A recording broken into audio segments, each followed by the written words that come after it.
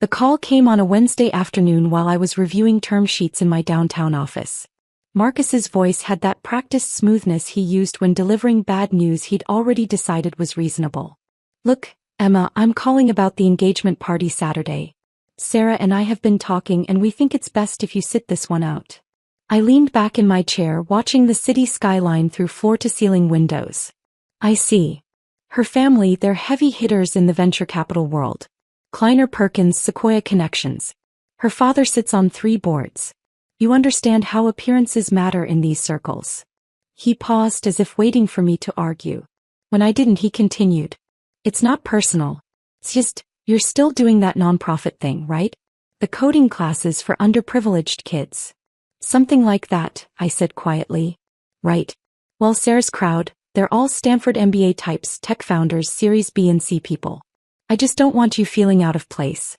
You know how mom gets when you're uncomfortable at family events." She hovers. It makes everyone tense. Through my office window I could see the NeuralCore logo on the building across the street. One of my portfolio companies. Their valuation had just hit $2.3 billion. "Marcus, it's fine. I understand. You're taking this really well." He sounded relieved. "I told Sarah you'd be cool about it. She was worried.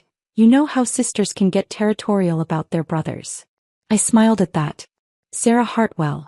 I'd read her LinkedIn profile after Marcus first mentioned her.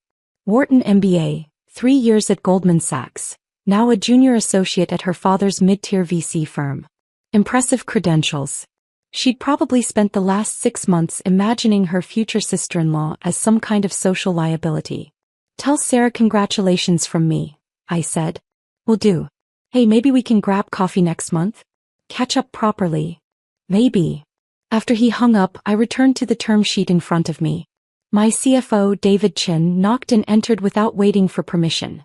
One of the privileges of working together for 8 years. "The Bloomberg interview goes live tonight at 6, he said, dropping into the chair across from my desk. "Pierre wants to know if you've changed your mind about the cover photo. The one where I'm standing in the server room? They think the casual genius in her natural habitat angle plays well. Tech press eats that stuff up." He studied my face. "What's wrong?" "Family stuff." David had been there from the beginning, back when Neuralsphere was just me and 3 MIT dropouts working out of a Cambridge warehouse. He'd watched me build the AI infrastructure that now powered 17 of the Fortune 500's predictive analytics systems. He'd also met my family exactly once at my father's 65th birthday, and spent the entire evening looking confused. "Your brother," he guessed. "Engagement party. I'm uninvited. His fiancée's family are venture capitalists and I'd lower the room's status." David stared at me for 3 full seconds, then started laughing. Not polite laughter. The kind that makes your eyes water. "Stop," I said, but I was smiling too. Emma Caldwell, whose Series C just closed at $180 million, whose AI platform is licensed by Microsoft, Tesla, and the Department of Defense, whose personal net worth Forbes estimated at $340 million last year, that Emma Caldwell would lower the status of a room full of venture capitalists. My family doesn't know about any of that. How is that still possible? It was a fair question. I'd been building Neuralsphere for 9 years. We had 240 employees. Our office took up 4 floors in a downtown high-rise. I'd been featured in TechCrunch, Wired, and the Wall Street Journal. I'd given a keynote at Web Summit in Lisbon. But my family still thought I ran coding workshops for low-income teenagers. I hadn't exactly lied. I did run those workshops, every Saturday morning in our community outreach space. I just hadn't mentioned the multimillion-dollar company that funded them. "They never asked the right questions," I said finally. "And I never volunteered information." The decision to keep Neuralsphere separate from my family had been deliberate. Growing up, success in the Caldwell household meant one thing. Marcus. Marcus the high school valedictorian. Marcus the Princeton graduate. Marcus the corporate lawyer at a white shoe firm pulling in $400,000 a year. When Marcus bought a BMW, Dad called everyone he knew. When Marcus made junior partner, Mom threw a dinner party for 40 people. When I dropped out of MIT 3 months before graduation to launch a startup, Dad stopped returning my calls for 6 months. "You're throwing away a guaranteed future for a fantasy," he'd said the last time we spoke about it. 90% of startups fail, Emma. You're not special enough to beat those odds. So I'd stopped talking about NeuralSphere. I showed up to family dinners in jeans and an old hoodie. I drove my paid-off Honda Civic. When they asked about work, I talked about the coding classes, which were real, and let them assume that was my entire life. Watching them dismiss me became a kind of anthropological study. Mom would sigh about my phase, that had lasted almost a decade. Dad would make pointed comments about real careers and security. Marcus would offer to connect me with contacts who might have entry-level positions in tech support. I took notes. I remembered every dismissive comment, every pitying look, every time they changed the subject when someone asked what I did for work. "You're enjoying this," David said, watching my face. "I'm enjoying building something that matters. The family stuff is just background noise. Background noise that just uninvited you from a party." My phone buzzed. A text from my mother. "Marcus explained about Saturday. Probably for the best, sweetheart. You can visit me Sunday instead. We'll have a nice quiet lunch, just us." Translation: she agreed I wasn't suitable for the engagement party's elevated company. Another text, this one from Marcus. "Sarah's relieved you understand. She was stressed about the optics. You're a good sister." "The Bloomberg piece goes live in 3 hours," David said, checking his watch. "After that, this whole charade gets a lot harder to maintain." I know. The interview had been scheduled for months. Samantha Wolf, Bloomberg's senior tech correspondent, had spent 6 hours with me last month. We talked about NeuralSphere's architecture, our expansion into predictive modeling for healthcare, the ethical frameworks we'd built around AI decision-making. She'd asked about my background, my journey, what drove me. I'd mentioned being underestimated. I'd mentioned the power of working quietly while others made noise. I'd mentioned my Saturday coding workshops and how teaching kept me grounded. I hadn't mentioned my family. That felt like giving them importance they hadn't earned. "When they find out," David said carefully, "it's going to be ugly. Probably. You could warn them. Give Marcus a heads up before Saturday." I considered it. Picked up my phone, pulled up Marcus's contact, then set it down again. "No," I said. "They made their assessment of my worth. Let them stand by it." David left to handle the pre-publication communications plan. I returned to work, clearing my schedule for the inevitable chaos that would follow the Bloomberg release. At 6 p.m. my phone started buzzing. By 6:05 it was ringing continuously. The article was magnificent. Samantha had positioned me as exactly what I was. A woman who'd built a transformational company while the tech world's attention was elsewhere. The headline read, "The Invisible Unicorn: How Emma Caldwell Built a $180 million AI Empire While Everyone Was Looking the Other Way." There was a photo of me in our server room, arms crossed, slight smile. The caption noted that NeuralSphere's proprietary algorithms now influenced everything from traffic patterns in major cities to FDA drug approval predictions. The article mentioned my MIT background, how I'd been recruited by every major tech company before dropping out to start NeuralSphere. It detailed our client list: Microsoft, Tesla, Lockheed Martin, Johns Hopkins, the Department of Homeland Security. It included a quote from one of our board members, a former Google VP, calling me the most strategically brilliant founder I've worked with in 30 years. It mentioned the $180 million Series C funding round we'd closed the previous month, led by Andreessen Horowitz and joined by Sequoia Capital. Yes, that's Sequoia, the one Sarah's father supposedly had connections to. And it mentioned, almost as an afterthought, that I still taught coding classes every Saturday to high school students in underserved communities. Because technical excellence without social responsibility is just ego, I'd told Samantha. By 6:30 I had texts from 3 board members, 5 investors and a dozen journalists requesting interviews. Forbes wanted to schedule a photo shoot. TechCrunch wanted me on their podcast. An executive recruiter informed me that 3 Fortune 100 CEOs had reached out asking if I'd consider board positions. Nothing from my family. I drove home to my brownstone in Cambridge, purchased for $2.3 million 3 years ago, renovated carefully, filled with books and art and the kind of comfortable furniture you buy when you know you'll never need to move. My neighbors thought I was a remote consultant for some vague tech company. They were friendly but incurious, which suited me perfectly. Thursday morning I taught my regular coding class. 16 students, ages 14 to 18, learning Python and basic machine learning concepts. This was the part of my week I protected fiercely, the thing that kept me connected to why I'd started NeuralSphere in the first place. Technology should be accessible. Success should lift others. Power should be used to open doors, not close them. The kids knew I worked in tech. A few had seen the Bloomberg article. One of their teachers had sent it around as an inspirational example. "Ms. Caldwell," Janaya asked during break, "is that really you? The article said your company is worth hundreds of millions of dollars." "The company's worth that much," I clarified. "I just built it." "But you're actually rich?" "I'm comfortable," I said carefully. "And I still show up here every Saturday because this matters more than any amount of money." Marcus called that afternoon. I let it go to voicemail. Hey, listen. Someone at Sarah's firm sent around this Bloomberg article and there's a woman in it named Emma Caldwell. Same name as you, right? Weird coincidence. Anyway, call me back. I deleted the voicemail without responding. Friday my mother called. I answered because she rarely called during work hours. "Emma, the strangest thing. Your father's golf partner mentioned seeing an article about an Emma Caldwell who runs some big tech company. We told him it must be a different person, but he seemed quite sure. He even showed us a photo on his phone and Bill swears it looked just like you." "Mom, I'm in a meeting." "Of course, dear. We just thought it was funny. Imagine if it actually was you." She laughed at the absurdity. I hung up without commenting. Saturday morning arrived with clear skies and temperatures in the mid-60s. Perfect engagement party weather. I taught my coding class, went for a run along the Charles River, and spent the afternoon reading acquisition proposals from two companies interested in purchasing minority stakes in NeuralSphere.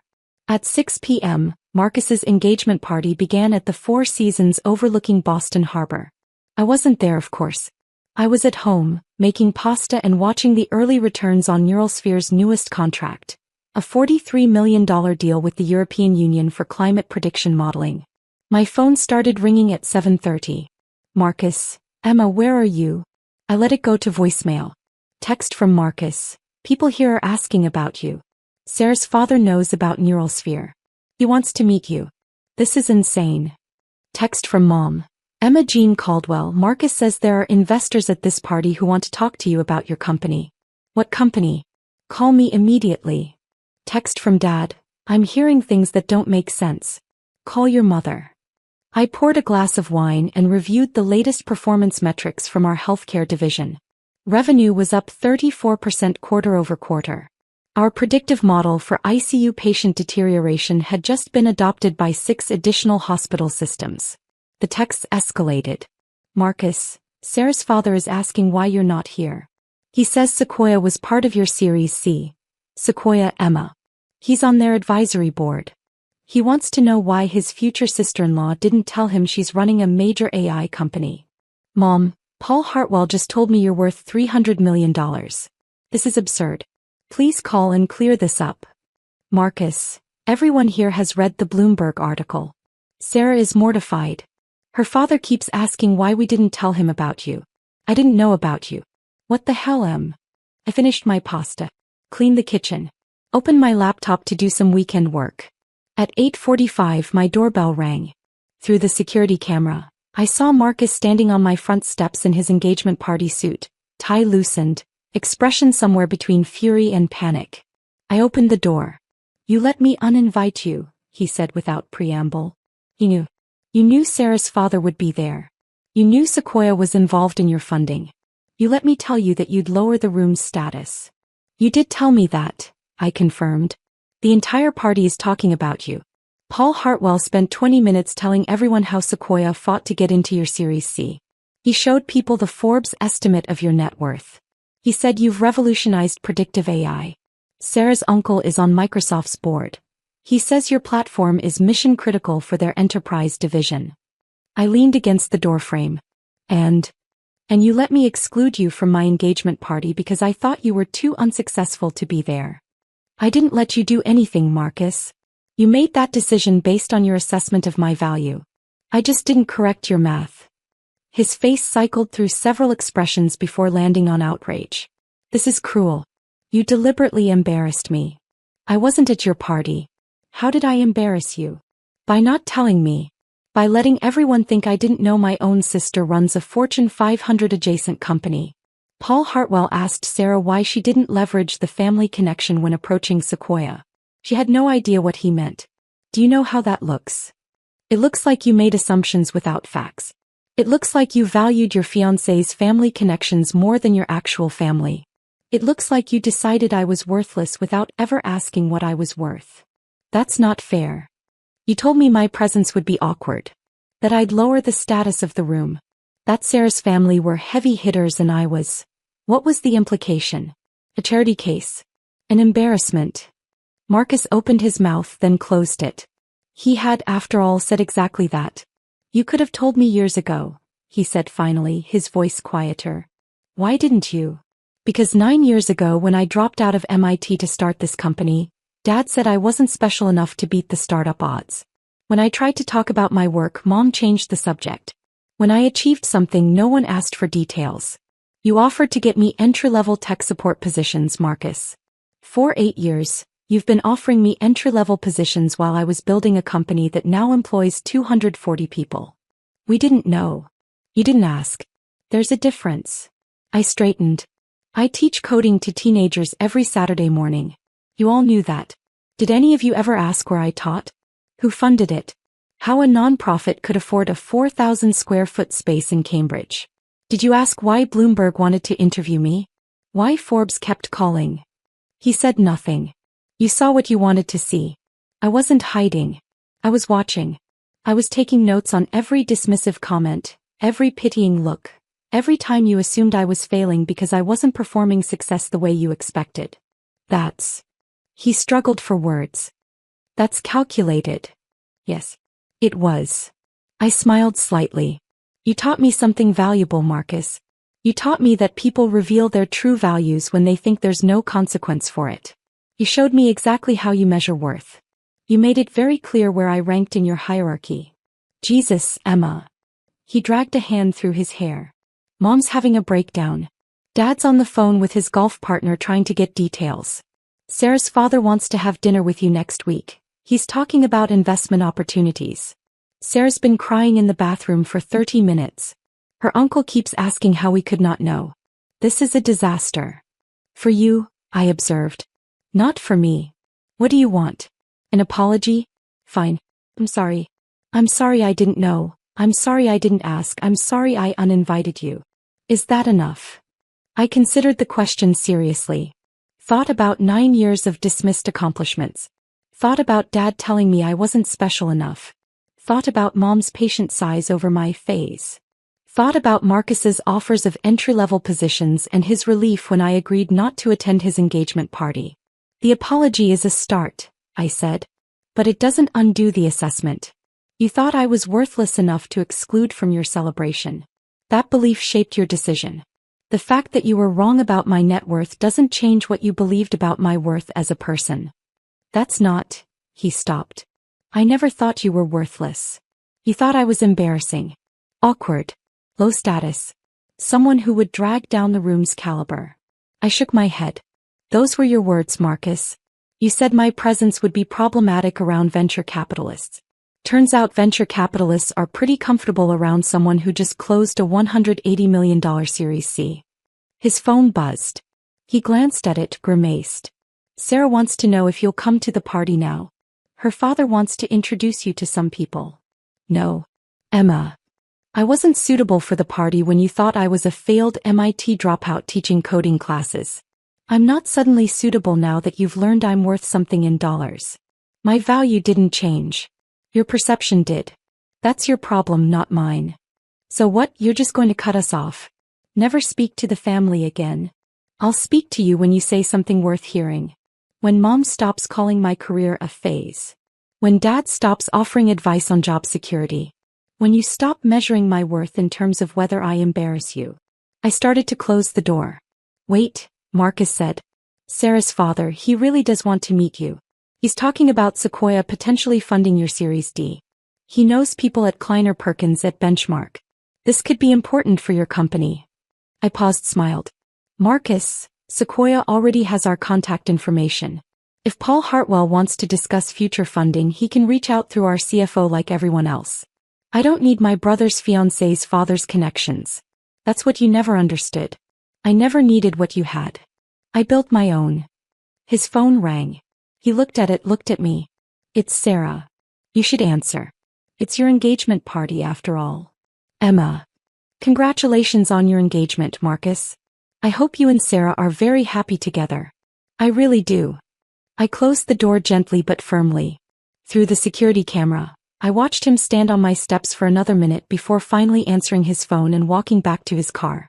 Inside, my phone was buzzing with messages. Mom wanted to talk. Dad wanted explanations. Marcus wanted me to reconsider. Sarah. I had a text from a number I didn't recognize introducing herself as Sarah Hartwell and apologizing for the misunderstanding. There was also a message from Paul Hartwell himself sent through LinkedIn. Ms. Caldwell, I'm mortified by my daughter's family's treatment of you this week. I've been following Neurosphere's progress for 2 years. Would very much like to discuss future collaboration.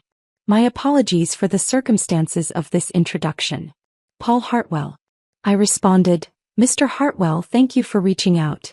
Please contact David Chin, our CFO, to schedule a formal meeting. Looking forward to discussing Neurosphere's trajectory. Best regards, Emma. Professional. Clean. No acknowledgement of the family connection.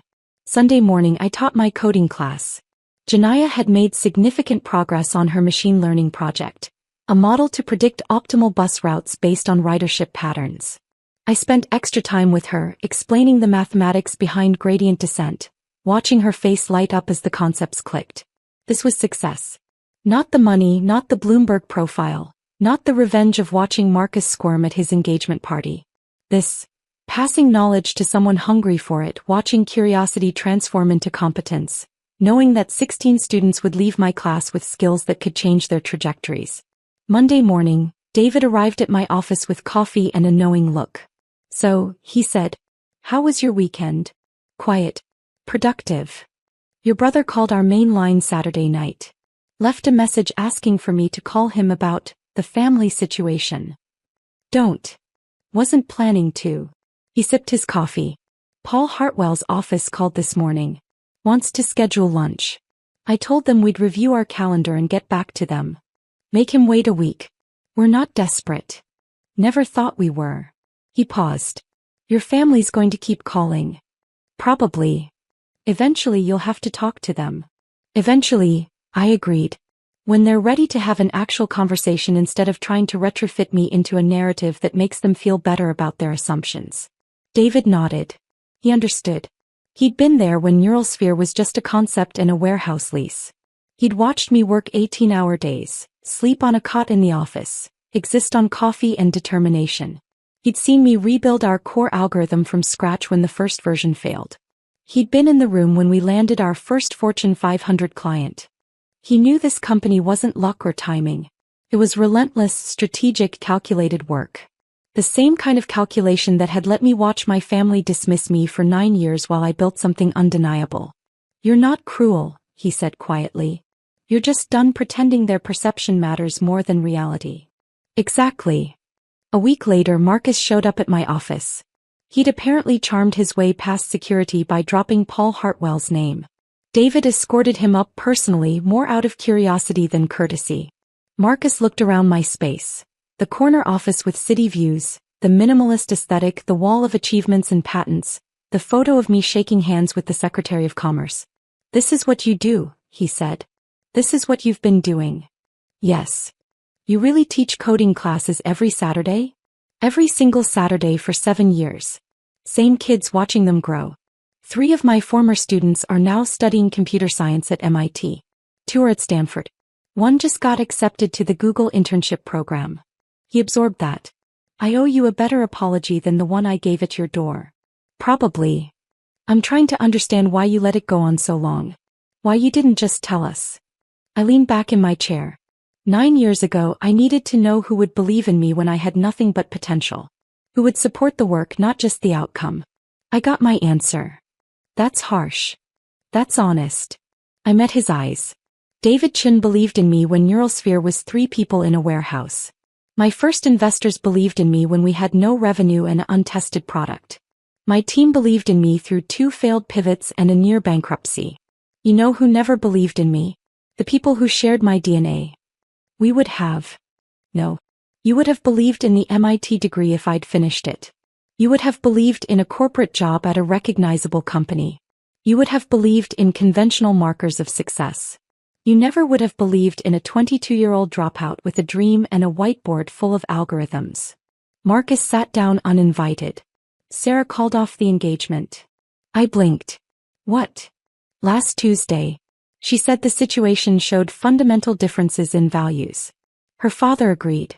Paul Hartwell told her that a family that could overlook someone like you in their midst wasn't the family he wanted his daughter marrying into. I processed that. Marcus, I'm sorry. Don't be. She was right. He looked exhausted. I've spent the last week thinking about every conversation we've had in the past 9 years. Every time you tried to tell me about your work and I changed the subject. Every time I offered to help you find a real job. Every time I compared you to my success and felt superior. Marcus. I'm not here for forgiveness. I'm here because I need to understand something. He leaned forward. Did you enjoy it? Watching me make a fool of myself. I considered lying. Decided he'd earned honesty. Parts of it, yes. Saturday night when you showed up at my door furious because your assessment of me was wrong. That was satisfying. Watching you realize that every pitying comment, every dismissive assumption, was about your limitations, not mine. Yes, I enjoyed that. He flinched but nodded. Fair enough. But Marcus, I didn't build NeuralSphere to spite you. I built it because I saw a problem I could solve. I kept it secret because I needed to work without the weight of family expectations and assumptions. The fact that it also revealed who you really are, that was a side benefit. Who am I? Someone who measures worth in conventional metrics. Someone who values appearance over substance. Someone who can love his sister but not respect her. I softened slightly. You're not a bad person, Marcus. You're just limited by your own definitions of success. He stood, walked to the window, looked out at the city. I told Mom and Dad everything. Showed them the Bloomberg article, the Forbes estimate, explained what you've built. Dad cried. I've never seen him cry. What did he say? That he failed you. That he should have asked more questions, shown more interest, believed in you when it mattered. Something in my chest tightened. I pushed it away. What do you want, Marcus? Why are you here? To tell you that we were wrong. Completely, fundamentally wrong. To ask if there's any path back to being your family. I don't know, I said honestly. I'm not interested in a relationship based on my net worth. I'm not interested in suddenly being valued because I'm successful in terms you recognize. If you want to be my family again, it has to be because you actually see me, not because Bloomberg told you who I am. How do we do that? Start by asking questions instead of making assumptions. Show up for things that matter, like my Saturday coding classes. Learn about my work not because it's impressive but because it's mine. Stop measuring my worth in terms of how I reflect on you. Marcus nodded slowly. I can try. Trying is good. Results are better. He moved toward the door, then paused. For what it's worth, I'm proud of you. I should have said that years ago. Yes, I agreed. You should have. After he left, David appeared in the doorway. That was surprisingly mature, he observed. He got dumped and publicly humiliated. Tends to inspire reflection. Are you going to let them back in? I thought about it. Thought about Saturday mornings with my students, about building something meaningful, about the people who'd believed in me when belief was all I needed. Maybe, I said. On my terms. If they earn it. Good boundaries. I learned from the best. I smiled at him. We've got the EU presentation next week. Ready. Always. We returned to work, to the actual substance of success. Solving problems, building systems, creating value. The family drama was background noise again, as it should be. 3 months later, my parents attended one of my Saturday coding classes. They sat in the back, watching quietly as I helped Janaya debug her neural network implementation. Afterward, Dad shook hands with every student, asked about their projects, listened to their dreams. You're good at this, he said to me as we walked to the parking lot. I know. He stopped walking. I need to say something I should have said 9 years ago. I was wrong. I was wrong about you dropping out, wrong about your potential, wrong about what matters. You didn't just beat the startup odds. You revolutionized an entire sector. And more importantly, you used your success to lift others. That's who you are. I missed it because I was looking for something else. What were you looking for? A version of success I understood. The version I achieved. I wanted you to be safe, secure, conventional. I didn't trust you to create your own definition. He met my eyes. I'm sorry. You deserved a father who believed in you without proof. It wasn't enough to undo 9 years. But it was a start. Come next Saturday, I said. Janaya's presenting her final project. She's brilliant, and she needs people to see her brilliance. I'll be there. He was. And the Saturday after that. And the one after that. Marcus attended too, bringing coffee for everyone and asking smart questions about machine learning applications. He was genuinely trying to understand the work rather than the outcome. Mom took longer. She struggled with reframing her understanding of who I was. But she showed up eventually, baking cookies for the students, learning their names, watching with wonder as they coded solutions to problems she couldn't understand. 6 months after the engagement party, Paul Hartwell and I finalized a strategic partnership between Neuralsphere and a consortium of firms including Sequoia. Not because of family connections but because our technology aligned with their portfolio needs. Sarah sent me a LinkedIn message. I hope you know my father didn't end things because of your net worth. He ended things because he saw how my family treated you when they thought you were unsuccessful. He taught me that character shows most clearly in how we treat people we think can't help us. I'm sorry for my part in that situation. I hope your family has learned what he tried to teach me. I responded, thank you for the apology. I hope you find someone whose family deserves you. She deserved that. Whatever her flaws, she'd been willing to learn. A year after Bloomberg published the profile, Forbes invited me to speak at their Under 30 Summit. They wanted me to talk about building success while being systematically underestimated. I stood on that stage and told the truth. My family thought I was a failure for almost a decade. They measured my worth by their standards and found me wanting. And that was the greatest gift they could have given me. Because it forced me to define success for myself. Not in terms of their approval or recognition, but in terms of impact and purpose. I paused, looked out at hundreds of young founders and entrepreneurs. You will be underestimated. People will mistake your quiet work for lack of ambition. They'll confuse your unconventional path with failure. Let them. Build anyway. Create value, solve problems, lift others. Success isn't about proving people wrong. It's about building something so undeniable that their opinions become irrelevant. The audience stood. Not because I was worth $340 million, but because I'd said something true. Afterward, my family waited backstage. Dad hugged me fiercely. Mom cried. Marcus said, I'm learning. Still learning, but I'm trying. I know, I said. I see you trying. That counts. We went to dinner at a small Italian place where nobody cared about net worth or Bloomberg profiles. We talked about Janaya's acceptance to MIT, about Marcus's new job at a nonprofit law clinic, about Mom's volunteer work with literacy programs. We talked about the work, not the outcome. The purpose, not the profit. It wasn't perfect. Some wounds take longer to heal than others. But it was honest, and that mattered more than any amount of money or recognition. Late that night, back in my brownstone, I sat at my desk and looked at the framed photo on my wall. Me and my first 16 coding students 7 years ago, all of us grinning like we'd discovered something precious. That photo wasn't worth $180 million. But it was worth infinitely more than my family's belated approval. I'd built something meaningful while they weren't looking. And in the end, that was its own perfect revenge.